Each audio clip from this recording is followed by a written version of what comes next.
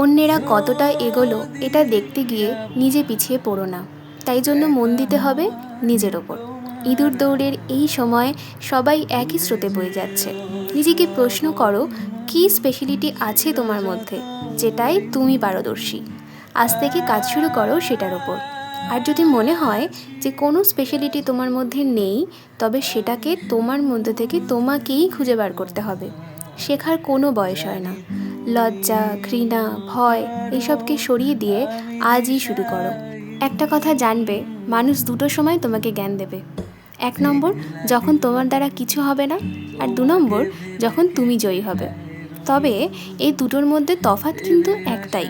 প্রথমটায় ভেঙে যাওয়া তোমার টুকরোগুলোকে তোমাকেই তুলতে হবে, আর দ্বিতীয়টায় তোমাকে কেউ ভাঙতে এলে সেই ভেঙে টুকরো টুকরো হয়ে যাবে। দেখবে ভেঙে যাবে তার জ্ঞান, দম্ভ, কারণ তুমি শুধু তখন জয়ী নও, তখন তোমার জয়ের আলোয় প্রত্যেক ক্ষতি যাওয়া মানুষের অহংকার এবং কুৎসাগুলোকে তুমি পুরোপুরি ভেঙে ফেলতে পারবে। তুমি জয়ী হবে। অপেক্ষা করতে হবে, ধৈর্য ধরতে হবে, কারণ ওই যে আমি বলি, একদিনে নয় কিন্তু একদিন সব হয়। ভুলে যেও সব অভিমান ছিল যত ঋণ